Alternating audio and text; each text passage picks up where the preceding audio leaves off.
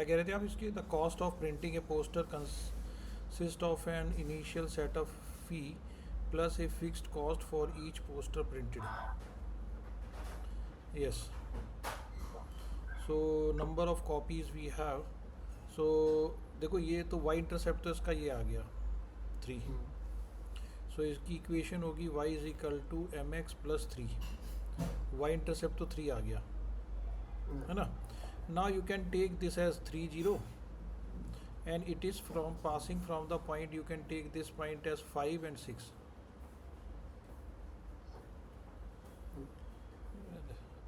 5 and 6 you can take this as point. Okay, so it is passing from 5 6, so you can write 6 is equal to m times of 5 plus 3. so it would be 3 is equal to 5m. so m is equal to 3 by 5. so equation would be y is equal to 3 by 5 m x plus 3. cost of this. so set up the cost तो ये आ गई, setup cost तो ये आ गई. ठीक है ना. Number of copies cost, अच्छा कॉस्ट है ये, कॉस्ट इन डॉलर. तो कॉस्ट तो ये है एंड नंबर ऑफ कॉपीज़ है ये. सो नंबर ऑफ कॉपीज़ इधर है, कॉस्ट ये है. तो ये, तो this is the number of copies 500. Okay, that is the number of copies printing 5,500 posters.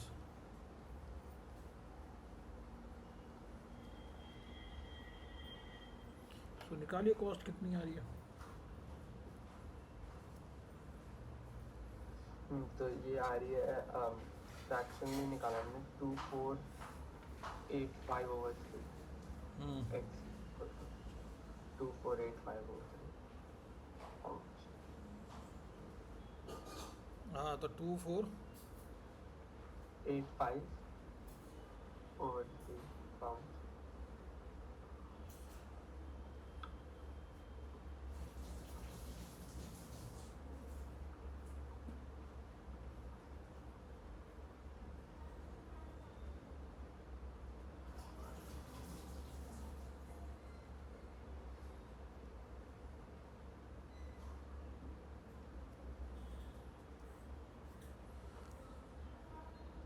ये तो फिर हिसाब से तो फिर गलत ही आ रही है. Fix cost for each poster printed. This is cost is given in this way from the graph. The setup cost दे रखा है. तो ये तो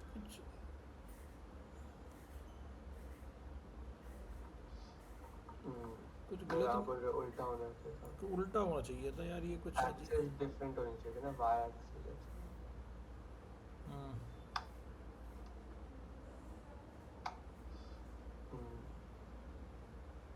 क्योंकि फिर दैट मेक सेंस. 0 कॉपीज के लिए सेटअप कॉस्ट 3 पाउंड होता है.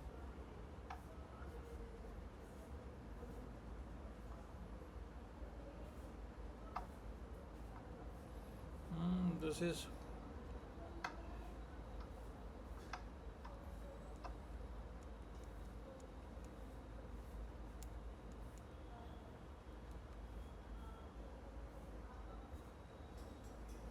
ये दे रखी, गलत दे रखा है.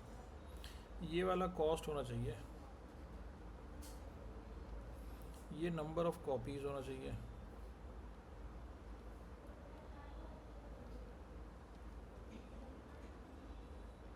तो जब तो बैठता है ये, मतलब इसके हिसाब से तो हमारा आंसर यही आएगा जो हम निकाल रहे हैं. अगर इन्होंने दे रखा है, चलो हम ऐसा भी करें, अगर जो उन्होंने दे रखा है तो उसके हिसाब से तो वही आंसर आएगा हमारा जो आ रहा है. ठीक है ना. तो यही आंसर आएगा इसका फिर तो.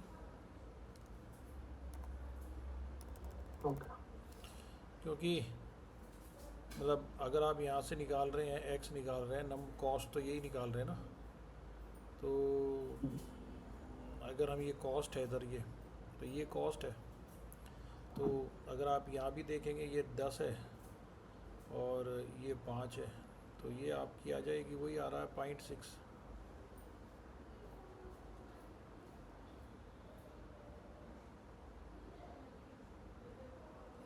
तो ये 5 आ रहा है, ये 3 आ रहा है, तो स्लोप वही 3/5 आ रहा है, 0.6। 0.6 जो वो है स्लोप है ये भी 0.6 ही आ रहा है, तो हमारा आंसर तो सही आ रहा है। We are getting the right answer. ठीक है हमारा, मतलब whatever the question is given according to the question x निकालना है, तो एक्स हमारी आ जाएगी यहाँ पे। We can get this. The graph shows the pressure in atmosphere P plotted against the volume V and of the gas in litres. तो ये दे रखा है, सो क्या करेंगे इसमें? If is it reasonable to deduct from the graph that V is inversely proportional to P? Yes, V is inversely proportional to 1 over P, or you can say Vp is equal to constant. That is V times of P is equal to K, लगा लो, कुछ भी लगा लो, so that's would be the value. If P and V are inversely proportional, state the equation of the PV. So you have to find the equation among them. So you take some values, okay? You can take this value as here, this is 4.5, okay? You can take here 3, at 3 it is 1, and at 0.5 तो यहाँ पर ये 6, 5 यहाँ तो नहीं आ रहा है, 5.5 आ रहा है,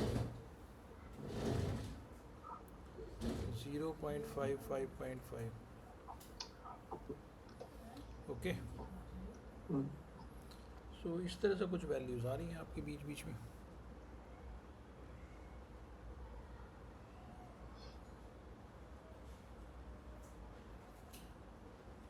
You can check the values. This is the this is 1, 3 पे 1 ही है, 2 पे भी आप देखो तो यहाँ पे ऐसा आ रहा है। सो इसमें ये दे रखा है P और यहाँ V है। प्रेशर जो है वो आपका 5.5 है, तो ये 0.5 है। ये प्रेशर 1 है, तो ये 3 है। ये 1 से छोटा है नीचे थोड़ा सा, मतलब कम है थोड़ा सा। सो PV की वैल्यू देख लो कितनी आएगी यहाँ पे, 5.5 टाइम्स ऑफ 5, क्योंकि K है वो, K की वैल्यू आ जाएगी। तो 5 पंजे 25, 25 और 30, तो ये आ जाएगी 3.05 आ रही है। और ये भी ऐसी आएगी, देखो ये 3 into 1 आएगी, ये भी 3 आएगी। So value is nothing, it is somewhere 5 पंजे 25 और 25 नहीं, 25 और 2 27 आएगा, 2.75 आएगी।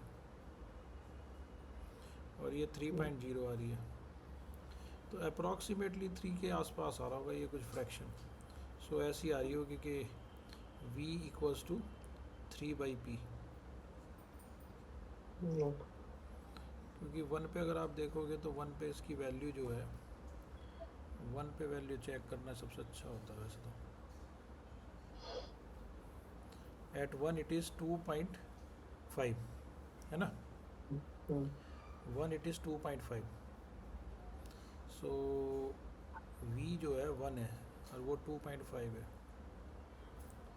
सो P एंड V, तो ये आपका वैल्यू जो है P is equal to 2.5 over V, या you can say PV is equal to 2.5। ये आंसर आ रहा होगा मेरे हिसाब से, यही आना चाहिए आंसर। हाँ वही आ रहा है, 2.5 ही आ रहा है इसका, क्योंकि यहाँ से तो निकालना सबसे आसान है। ये तो वैल्यू फिर इधर चेंज हो रही है ना। सो एट 1 इट इज़ 2.5, नहीं हाँ 1 पे 2.5 है, प्रेशर ये है, प्रेशर 2.5 है। सो ये 1, तो ये इनका रिलेशन होगा, ठीक है ना। After that again a relation is given. बताइए इसका आंसर। मैं और आंसर मैं कुछ और क्वेश्चन निकालता हूँ। ये एक्सपोनेंशियल ग्राफ आ गया, ठीक है ना। अच्छा, नॉन स्टैंडर्ड ग्राफ है। is multiplied by a factor of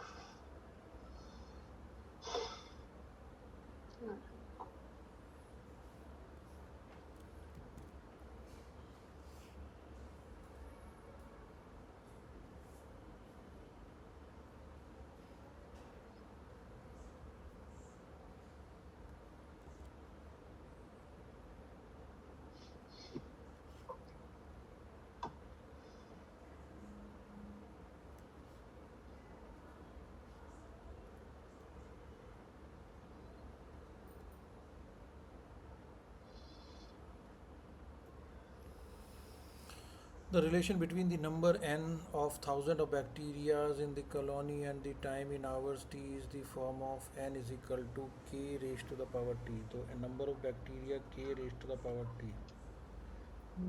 Yes, तो this is exponential. yeah.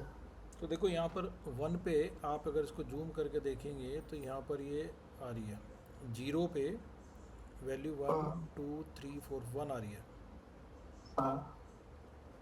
Okay, so at 0 it is 1, so you can write it at, so n is 1 and k raised to the power 0.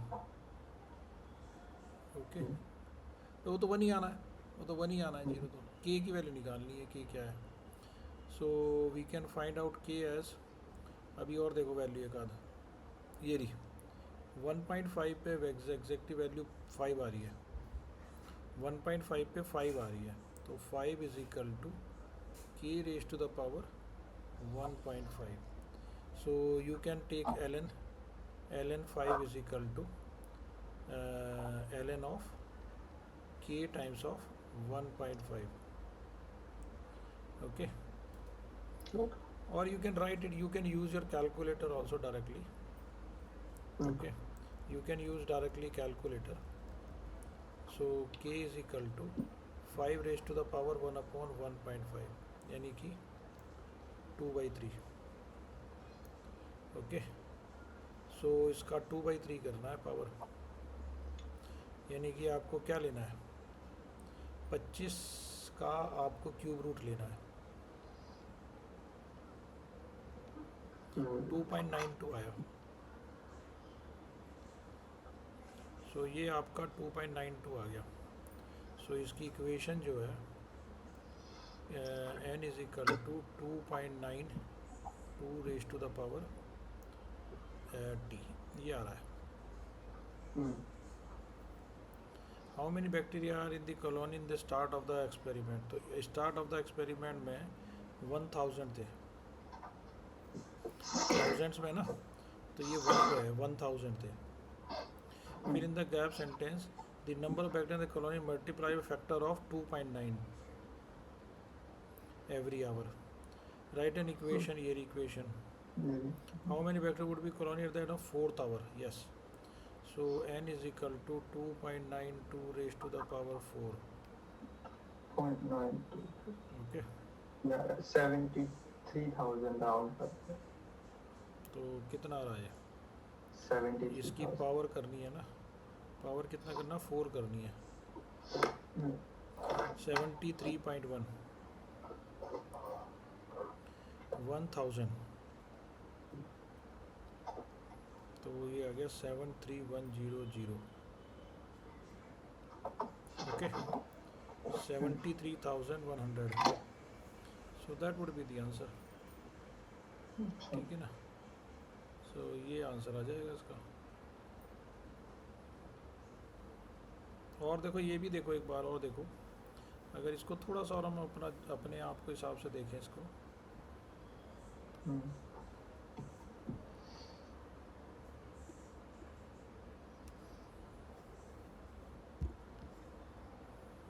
ये देखो, ये यहाँ भी exact देख रहा है, तो 1 पे ये 3 आ रहा है ना।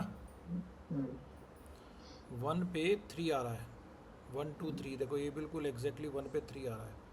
तो आवर अगर 1 है तो वो 3 आ रहा है। तो ये भी कर सकते हो, यहाँ से ऐसे भी कर सकते हो कि वो 3 है तो वो k raise to the power 1 है, तो k की वैल्यू 3 आ जाएगी। तो अगर ये 3 लिखा जाए इसको, अगर n को हम 3 raise to the power t लिख दें, तो ये 4 के बाद पूछ रहा है, तो 3 रेज टू द पावर 4 कितना होता है, 81। तो जब आंसर 81,000 आएगा, देखो ये आंसर ना एक्चुअली हम करीब करीब आंसर्स हैं हमारे, these are all very much near to each other. So ये इंटरप्रेशन हमारा यहाँ पर ग्राफ से ही चलेगा कि ग्राफ को हम इंटरप्रेट कैसे कर रहे हैं, ठीक है ना। तो हमें जो ज़्यादातर वैल्यू 1 पे लेंगे तो हमारे लिए वैल्यू ज़्यादा अच्छी रहेगी। फिर ये दिया हुआ है, ये जो है आपका लीनियर भी नहीं है, नॉन लीनियर भी नहीं है, दोनों तरह का ग्राफ है, मिक्स्ड ग्राफ है। The distance graph shows any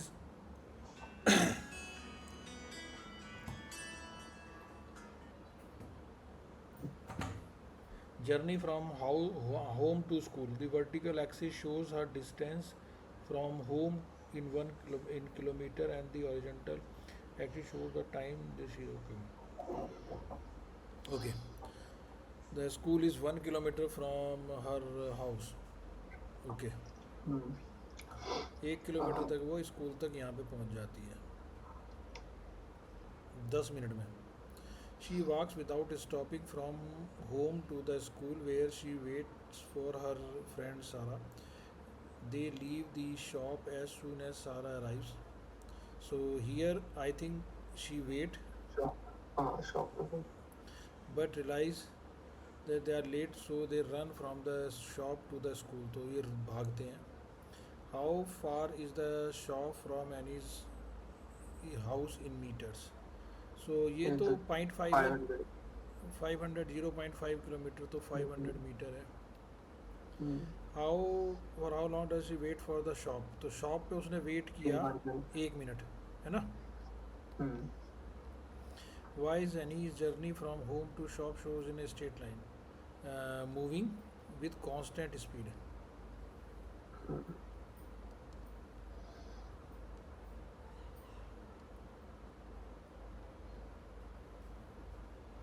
Okay. Why is Anya's walking speed from home to shop? अच्छा, walking speed 500 over 6 हो जाएगा, तो 500 over 6, so it would be 250 over 3, so 83.1 by 3 meter per minute.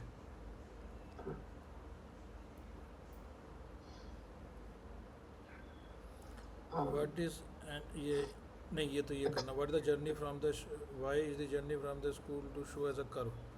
Running. Shop to the school shows as a curve because they are covering different distance in different time. Okay. Different distance in different time. मतलब distance covered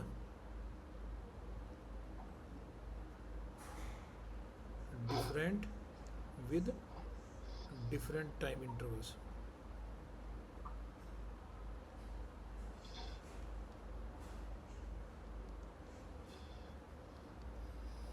Why is any average speed? What is the average shop in meters per second? Average speed from shop to the school.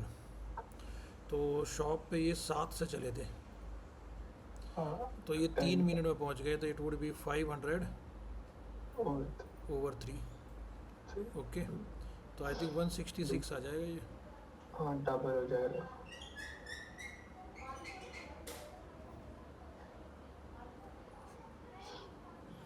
Okay, so she is walking 166 is a natural number. ठीक है ना। So this is what we have. Okay, now we have 1.14 हमारा जो था, सो उसमें हमारा जो था ये था 1.14 करना है मुझे।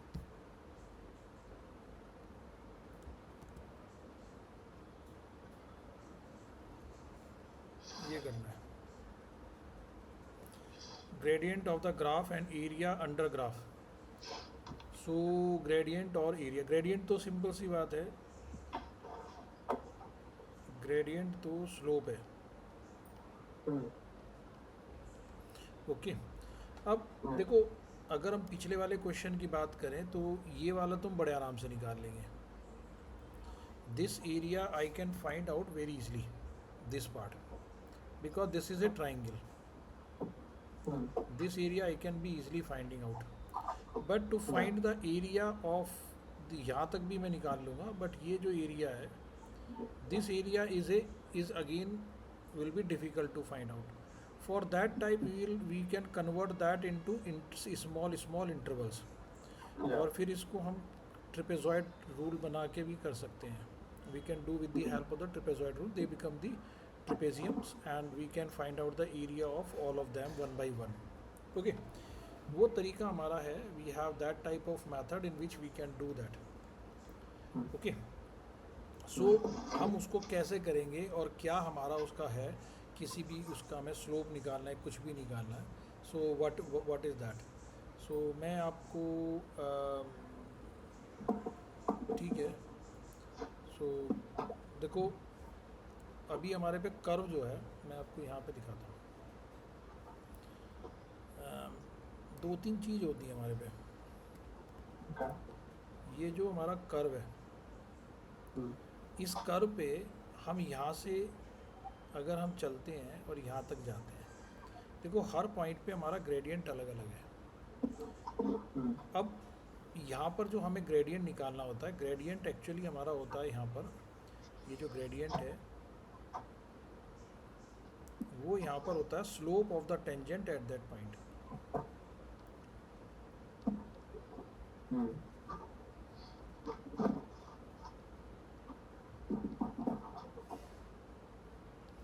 वो होता क्यों है वो आप समझिए कि मुझे यहाँ पर निकालना है। होता क्या है कि अगर मैं मान लीजिए यहाँ से ले रहा हूँ, तो मैंने एक सीकेंट ड्रॉ करी, तो स्लोप एक्चुअली ग्रेडियंट होता कुछ नहीं है, ये रेट ऑफ चेंज है, हमने लास्ट शुरू में पढ़ा था, ये रेट ऑफ चेंज है बेटा। अच्छा, रेट ऑफ चेंज जो है ना, वो सीधी सी बात है, वो आपका ये y/x होता है ना, यानी कि ये राइज ओवर रन होता है, ठीक है ना, राइज ओवर रन हमारा ग्रेडियंट, उसका आपका रेट ऑफ चेंज होता है। अब जैसे जैसे मैं इसमें क्या करूँगा कि मैं इसको करीब लेके आ रहा हूँ, मैं इसको ना वर्टिकल वाले को करीब, ये तो फिक्स्ड है, ये मैंने फिक्स कर रखा है, मैं इसको करीब ला रहा हूँ, तो ये मेरा ऐसा बन जाएगा। ओके, चलिए मैं इसको और करीब ले आता हूँ, मैं इसको और करीब ले आया तो ये मेरा ऐसा हो गया, यहाँ गया। मैं इसको इतना करीब ले आया यहाँ पर कि it will be something very much near to parallel to tangent. होगा क्या कि ये मैंने सीकेंट को इतने करीब लिया है, ये यहाँ पर, ये मैंने ऐसा मान लीजिए, ये जो डिस्टेंस है ये x है अगर डिस्टेंस, तो मैंने इसको या c मान लो, ये डिस्टेंस मैंने c माना है, तो ये मेरा डिस्टेंस h है, और h हमने पहले से ही मान के चलते हैं कि h is very much equal to 0 and h is greater than 0। एक दिस इज़ मतलब एक बहुत छोटा छोटा वैल्यू है जो कि 0 से तो बड़ा है पर पॉजिटिव है, ठीक है ना, तो ये वैल्यू c प्लस h हो गई। अब ये देखो, अगर मैं इसको जूम करूँ यहाँ से, मैं इसको यहाँ से ऐसे करके जूम करके अगर हम देखें इसको, तो ये यहाँ पर जो सीन है, यहाँ पर क्या होगा कि अगर हम देखेंगे इनको, इस तरह से कर्व है ये, तो ये यहाँ से जो मैंने कर्व बनाया है, ये मैंने उस पॉइंट पे बनाया था, और यहाँ से जो मैं ये कर्व बना रहा हूँ, उसके पास में जो कर्व बना रहा हूँ, ये ऐसा है कि ये बिल्कुल इसके पैरेलल दिख रहा है। पैरेलल नहीं भी हो तो बट तकरीबन पैरेलल दिख रहा है। मुझे पता है कि पैरेलल लाइंस का जो स्लोप होता है वो इक्वल होता है। तो अब जो इसका सीकेंट है, इसका जो स्लोप है, स्लोप ऑफ दिस सीकेंट, वो इसके स्लोप के बराबर होगा।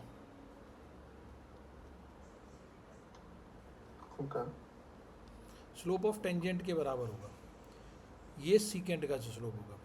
अब आप ये देखिए कि यहाँ पर जो इसका बात आ रही है, what actually is coming here is, जो इसके पॉइंट्स हैं, ये पॉइंट है सी, ये सी प्लस एच है, तो ये पॉइंट आपका सी और एफ सी हो गया, और ये जो पॉइंट है ये हो गया c plus h, f c plus h. तो इसका जो स्लोप हो गया इसका सीकेंड का, सीकेंड का जो स्लोप हो गया वो हो गया आपका ये जो कि हमने लिखते थे हम delta x upon delta y, और ये स्लोप हमने लिख दिया, क्या हो गया, ये स्लोप हम लिख देते हैं f c plus h y two minus y one upon x two minus x one, ये कट जाएगा, और ये जो है delta y upon delta x जो है that would come up f c plus h minus f c upon h. अगर इसको हम बहुत छोटा कर दें, हम ये कर दें कि limit delta x tends to zero delta y upon delta x, तो ये रेट ऑफ चेंज आ जाता है, instantaneous rate of change, d y by d x आ जाता है, and that d y by d x is nothing, it is limit h tends to zero, क्योंकि इसमें ये बहुत जीरो के करीब है, f c plus h minus f c upon h, और यही चीज़ जो है that is nothing, it is the derivative of f x at x is equal to सी,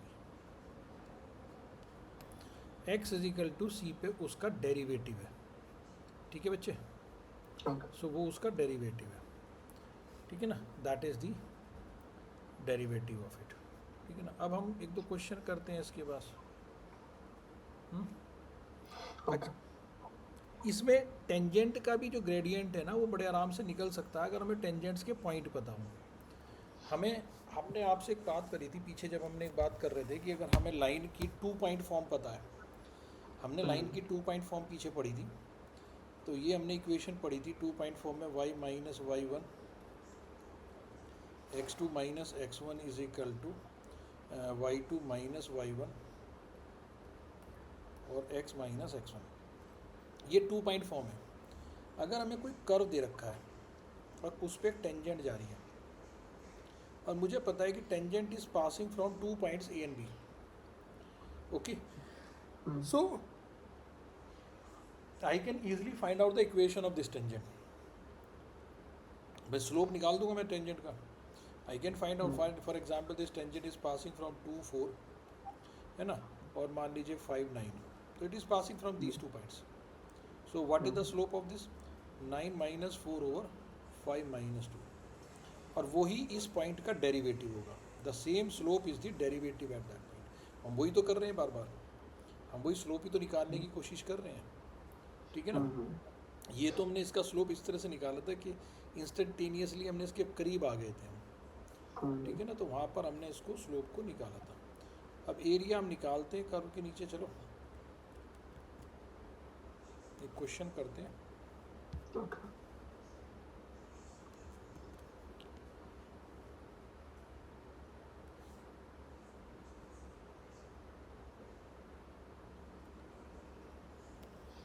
देखो हमें पूरा एरिया निकालना है, तो बहुत सिंपल क्वेश्चन है ये एक पार्ट बन गया, ये दूसरा हो गया, ये तीसरा हो गया, चौथा हो गया, ये ए है, ये बी, ये सी और ये डी। सो आपका जो एरिया है वो a plus b plus c plus d हो जाएगा। कैसे करेंगे इसको? ए का एरिया जो है half base into height, height is 5, ये 3 5 है, तो 5 इसकी हाइट है, ठीक है। बी का एरिया कितना हो जाएगा, half sum of the parallel sides, तो ये 5 है और ये वाली पैरेलल साइड 7 है, into the distance between them is this 3। और सी का जो एरिया है that would be, it is a rectangle, so it is 7 times of 2, ये 6 से लेके ये 2 है ना, एंड डी का जो एरिया है वो ट्राइंगल है half base into height, base is 2 and height is 7. Okay, now with this you can find out the values. ये आपका 15/2 आ जाएगा, ये आपका आ जाएगा 5 और 7, ये 7 और 5 12, 6 3 18, ये 14 आ जाएगा, ये 7 आ जाएगा. तो टोटल एरिया जो है दैट वुड बी 18 + 14 32 39, और ये 7.5 आ जाएगा. 39 + 7 इज 46.5 है ना. That would be the area. Okay. चलिए अब अप्रॉक्स निकालते हैं, ठीक है ना.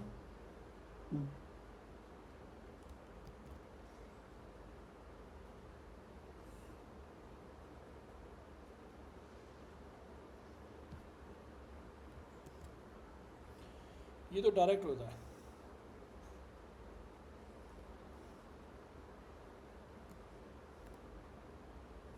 Yes, Find the expansion. देखो हम कई तरीके से कर सकते हैं इसको. हम यहाँ से इसको 2 हिस्सों में भी डिवाइड करके कर सकते हैं, 3 हिस्सों में भी डिवाइड करके कर सकते हैं. अगर हम 0.5 के गैप में लेंगे तो शायद हमारे पे ज़्यादा अच्छा आंसर आएगा.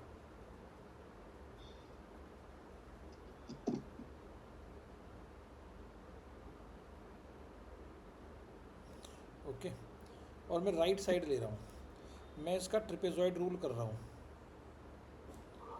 ऐसे. तो ट्रिपेजॉइड जो रूल जो है वो सबसे अच्छा एरिया देता है. सो इसमें जो एरिया है ये ए हो जाएगा, ये बी है, ये सी है, ये डी है, ये ई है. तो आप ये हाइट देख लीजिए, यहाँ तक 6 होगी हाइट. ये हो गया 0.56. ये पॉइंट आपका यहाँ पे आ गया, ये आ गया 5.25, 1 और 5.25. ये आपका जो है 4 है, 1.5, 4. और ये वाला जो पॉइंट है ये 2.25 है, और ये तो 2.5, 0 है. सो ए का जो एरिया आ जाएगा that is half sum of the parallel sides. तो ये यहाँ पे 6 है, तो 6 नहीं 6 से ऊपर है, 6.5 है. दिस इज 6.5 ऊपर है, प्लस 6 इंटू 0.5. अगली जो है बी की जो वैल्यू है दैट इज़ 6 + 5.25 इंटू 0.5. सी की जो वैल्यू है दैट इज़ 5.25 + 5.4. डी की जो वैल्यू है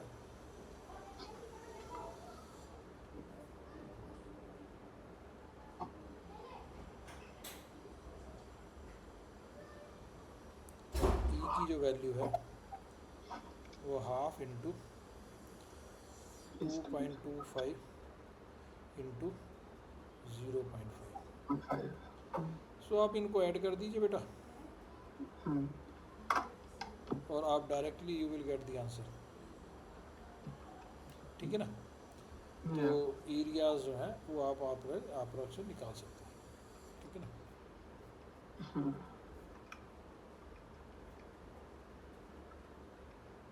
चलिए,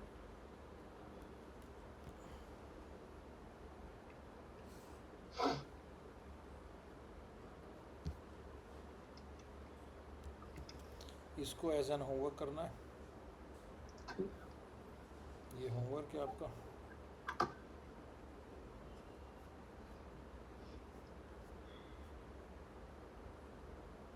अब आप पे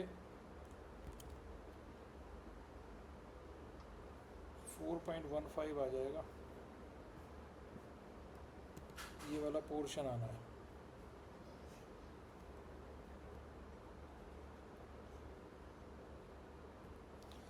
Set up and solve both algebraic and graphically simple equation including simultaneous equation involving two unknowns. Okay, and this may include one linear one quadratic. देखो one linear one quadratic का तो बहुत अच्छा पंगा है, ये बहुत अच्छे क्वेश्चन बनते हैं इस पे। वन लीनियर वन क्वाड्रेटिक के बहुत क्वेश्चंस हैं, ठीक है ना। अभी मैं आपको क्वेश्चन करवाता हूँ, उसमें बताता हूँ मैं आपको क्या होता है। देखो, एक क्वाड्रेटिक इक्वेशन जो होती है, एक अगर हम बात करें नॉर्मल वे में एक क्वाड्रेटिक की, तो क्वाड्रेटिक इक्वेशन देखो, ये शायद हमने पहले भी डिस्कस किया है ना। I think so. अभी हमने किया है डिस्कस। इसमें क्या होता है कि क्वाड्रेटिक इक्वेशन होती है और वो किसी लीनियर को तीन तरीके से काट सकती है। अच्छा, हाँ। ये या तो वो ऐसे चली जाए, भाई इसको टच ही ना करे, या फिर इसको किसी एक पॉइंट पे टच करे, या वो दो पॉइंट पे काट के निकले। दो ही तीन तरीके हैं। तो ये तो टू सॉल्यूशन है, ये वन सॉल्यूशन है और ये नो सॉल्यूशन है। और इसमें वही डिस्क्रिमिनेंट का ही पंगा है बेटा। देखो, डिस्क्रिमिनेंट का ही पंगा इसमें रहता है और उसी पे ही हमारा ये क्वेश्चन चलता है ना। तो डिस्क्रिमिनेंट का ही है। मैं देखो क्वेश्चन निकालता हूँ, मेरे पे क्वेश्चन था वो। ये क्वेश्चन तो हम कर भी चुके हैं, कई क्वेश्चन तो हम इसके कर भी चुके हैं बच्चे, है ना। तो हम कई क्वेश्चन तो इसके हम वैसे कर भी चुके हैं।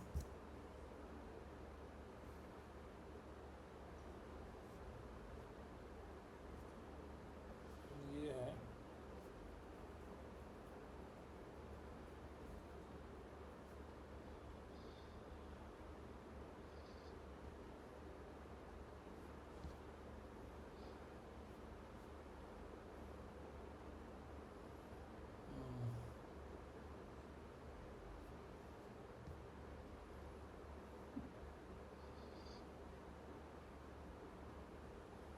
देखो,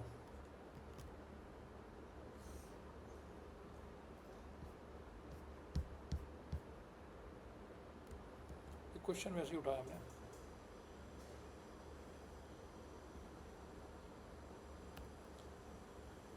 The line y is equal to 2x plus 3 meet the curve this at exactly one point. अब ये एक ही पॉइंट पे मिल रही है। And y is equal to 4x minus meet also the curve exactly one point. ये दोनों एक एक पॉइंट में मिल रही हैं, ठीक है ना। तो b और c की वैल्यू बतानी है, b माइनस सी की वैल्यू बतानी है आपको। तो देखो, एक पॉइंट पे मिलने का मतलब हो गया, पहली वाली इक्वेशन से बात करते हैं, पहली वाली में कि इसको रखेंगे कि 2x प्लस 3 जो है that would be equals to x square plus bx plus c. So we have x square plus b minus 2x, b minus 2 x plus c minus 3, ये जीरो हो गया। दूसरे केस में क्या है कि 4x minus 2 जो है equation, that would be kept equal to this. So we will have x square plus b minus 4 times of x plus c plus 2 is equal to 0। अब क्योंकि एक ही पॉइंट पे मिल रहे हैं, ये जो वाला पॉइंट है इसमें होता है बी स्क्वायर माइनस 4ac 0 होता है, minus 4 times of 1 times of c minus 3 जो है वो 0 होगा, और यहाँ भी यही हो जाएगा, minus 4 times of 1 time of c plus 2 जो है वो 0 है। तो यहाँ से क्या आ जाएगा, b माइनस 2 का होल स्क्वायर जो है दैट इज इक्वल्स टू,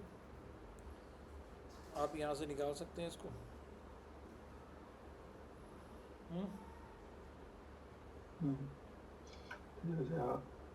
ये आ जाएगा माइनस 4c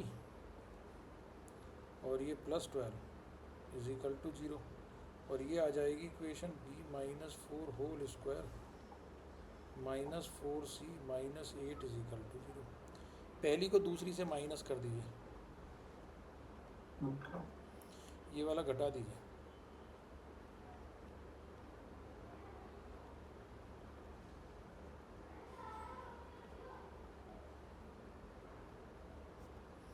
ये तो 20 आ जाएगा, और यहाँ से क्या आ जाएगा, ये देखो b minus 2 whole square minus b minus 4 whole square, so हो जाएगा b square minus 4b plus 4 minus b square and minus minus plus 8b और minus 16। So b square cancel, 4b आ गया और माइनस 12, ठीक है ना। So it is 4b minus 12। So what is b? 4b is equal to 32, so b is equal to 8. Okay, you can substitute the value of b here. So 8 minus 4 is 4, so 16 minus 4 times of c plus 2 is equal to 0. तो 4 is equal to c plus 2, तो c is equal to 2. Okay, तो c की value 2, तो क्या आ गया b minus c, ठीक है ना बेटा। ये क्वेश्चन इस तरीके से होते हैं। This is the way of solving this type of questions. कहीं पे भी इस तरह का क्वेश्चन मिलेगा, आपको करना कुछ नहीं है, आपको दोनों इक्वेशन को बराबर रख के एक्स या वाई के लिए जिसमें भी इक्वेशन आपकी बनती है, क्वाड्रेटिक बनेगी नॉर्मली वे में, वो सॉल्व करनी है। उस क्वाड्रेटिक को सॉल्व करना आपको, और बस यही आपका इसका फंडामेंटल है, ठीक है ना। तो ये है इसका क्वाड्रेटिक का, तो दैट्स अ वे, ठीक है ना। इसमें ना, इसमें इसी का नहीं आता, इसमें आपका वो भी आ जाता है, इसके क्वाड्रेटिक के साथ साथ ना इसमें वो भी आता है, सर्किल भी आता है। देखो ऐसे आता है कि मैंने एक इक्वेशन दी y is equal to mx plus 4, okay, and एक इक्वेशन है is equal to 10, okay, cut at 2 distinct point.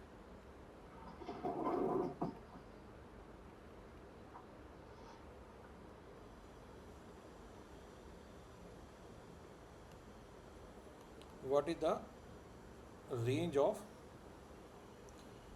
m? मुझे m की रेंज चाहिए, ओके। सो m की रेंज आप बना सकते हो।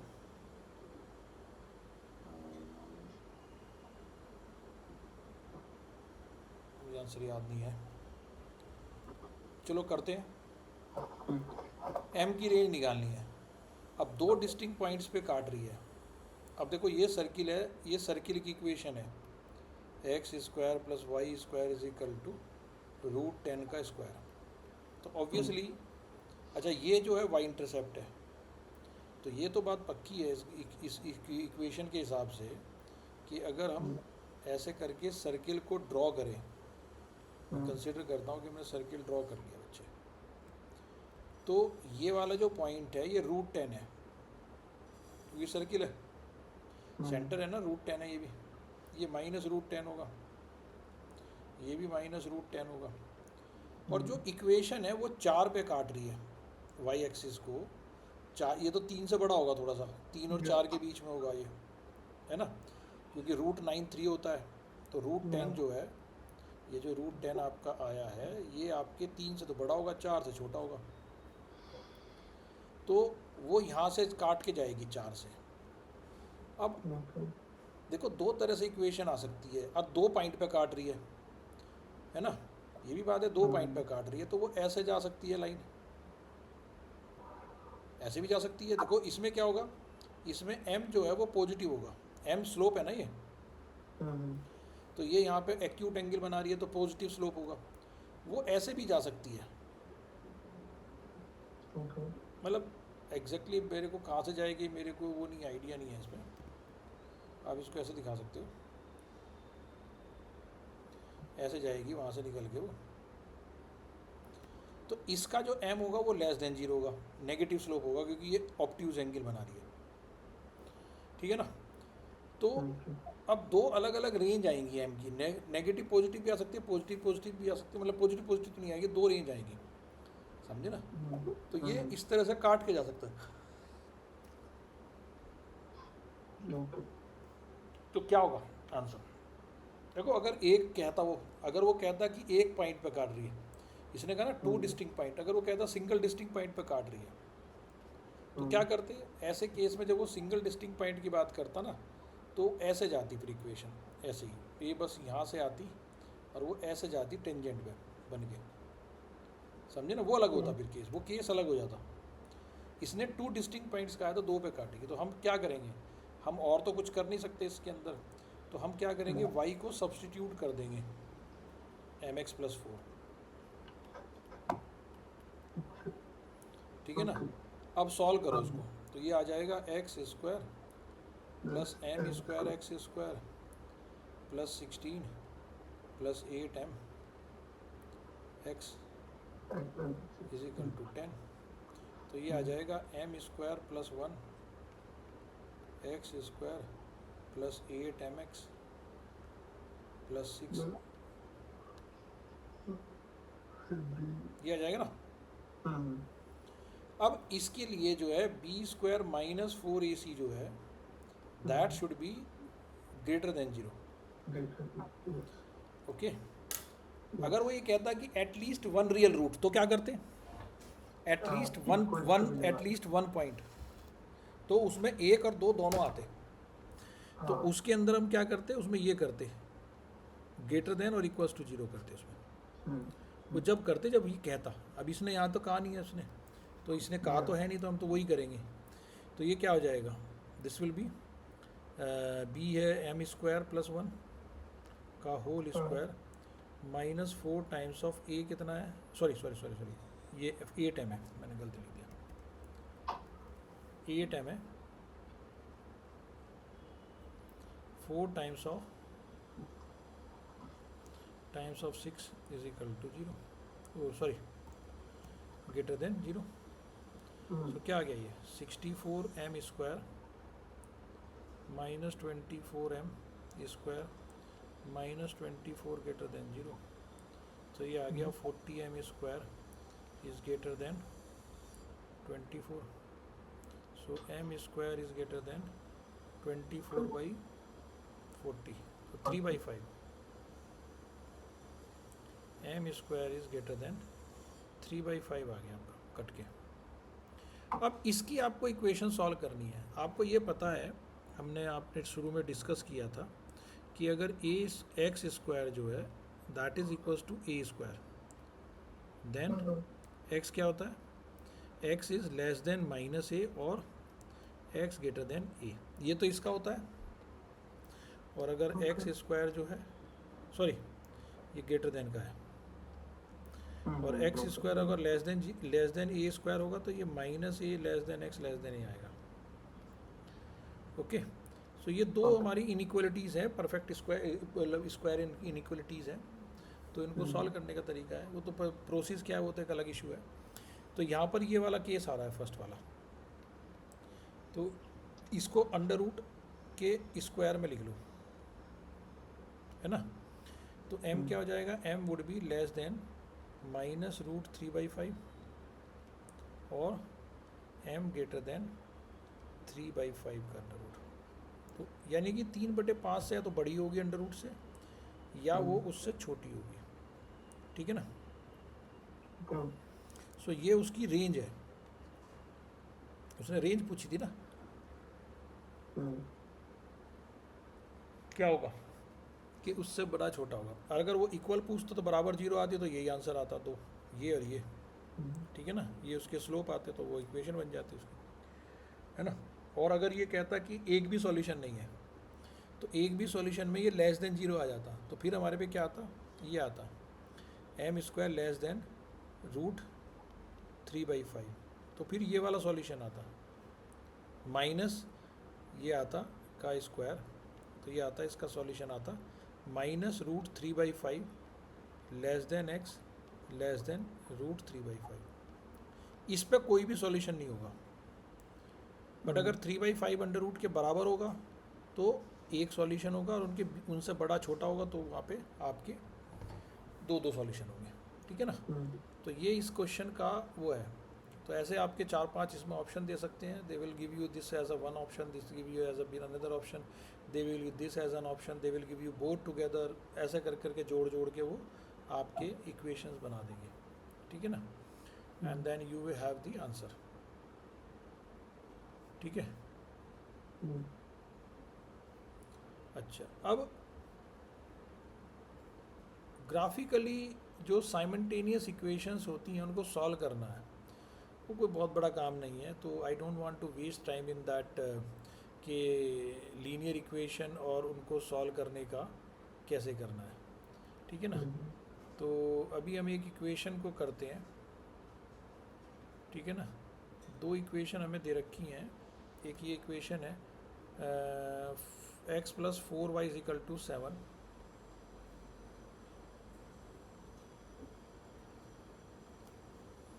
और एक है x² + 4xy, x² + 4xy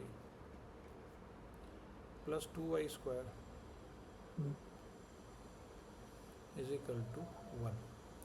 इन दोनों को सॉल्व करना है बच्चे. ठीक है ना. सो यहाँ से देखो हम क्या करेंगे, x की वैल्यू 7 - 4y आ जाएगी. तो मैं x की वैल्यू यहाँ पे सब्स्टिट्यूट कर दूंगा. समझे ना. I will try to avoid fractions. अगर मैं y लेता तो y आता मेरा 7 - x/4. मैं 4 फ्रैक्शन में आता तो मैं उसका आई विल ट्राई कि आई विल एलिमिनेट फ्रैक्शंस. तो x² की जगह 7 - 4y whole square + 4 times of 7 - 4y into y + 2y² = 1. So ये आ जाएगा 49 + 16y² - 56y + 28 - 16y² + 2y = 1. Got it. तो 16 तो ये रहा, 16 ये रहा, ये दोनों के दोनों उड़ जाएंगे यहाँ. तो यहाँ पर क्या रहा, कुछ और y² बचा है. ये रहा, नहीं 2y² है. So I have been left with only 2y². 56 और 49 28. तो 49 है, 28 है. सो 7 और 5 6 7 77. और ये 1 इधर का, तो 1 इधर आके 76 रह जाएगा. You can divide by 2. तो y² - 28y प्लस 20 ये 38. ओके. = 0. 38 19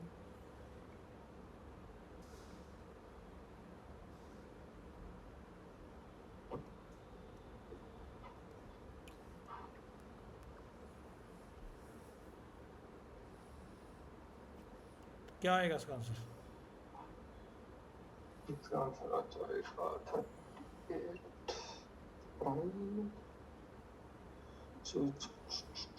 देखो हमने कहीं गलती तो नहीं करी ना. 7 चौक 28 दूनी 56, 7 चौक 28, 49 4 7 और 8. ये तो सही लग रहा है. 4 दूनी 16 y². यस, गलती है तो है एक जगह. देखो बताओ कहाँ गलती है. क्योंकि जब क्वेश्चन का आंसर इस तरह से आए ना, ये इक्वेशन ये बड़ी अजीब सी लग रही है. देखो 7 4 × 7 × y करना था, तो ये 28y आता है.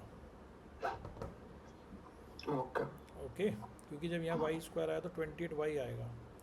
जब 28y आएगा तो फिर ये सारी इक्वेशन चेंज होगी ना. 28 तो जुड़ेगा ही नहीं उसके साथ, y के साथ आएगा, इसके साथ. तो ये आ जाएगा 2y² - 28y.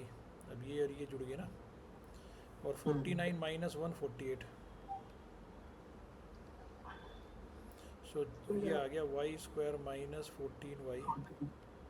24. + 24 = 0. सो ये आ जाएगा y - 12 y - 2 तो y इज इक्वल टू 12 है 2। देखो ना, एकदम से आपका क्वेश्चन का मुझे दिखा क्वेश्चन गलत है, कहीं से हमने कुछ कैलकुलेशन में एरर करी, क्योंकि इस तरह का इरेलीवेंट इक्वेशन नहीं बनेगी। अगर आपकी इरेलीवेंट इक्वेशन बन रही है, please check your calculations once. Now x would be 7 minus 4 times of y। तो जब y 12 है, y 12 और 2, ये 2 मानो, तो y अगर 2 है तो x would be 7 minus 8, so minus 1। और y अगर 12 है तो x would be 7 minus 48, negative 41. So the equations are minus 1 comma 2, solution are, and minus 41 comma 12. Got it? Yeah.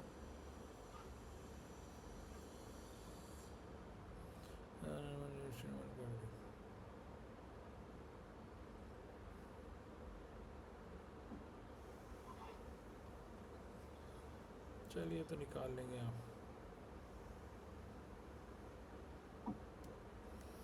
ये होमवर्क में करके लाने हैं आपको। ठीक है।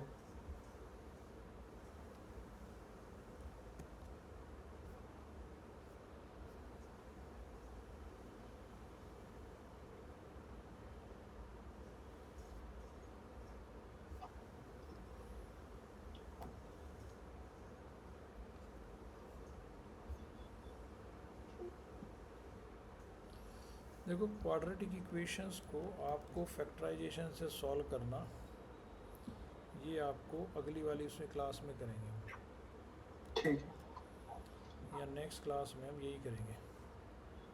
ठीक है। ठीक है ना? हाँ जी।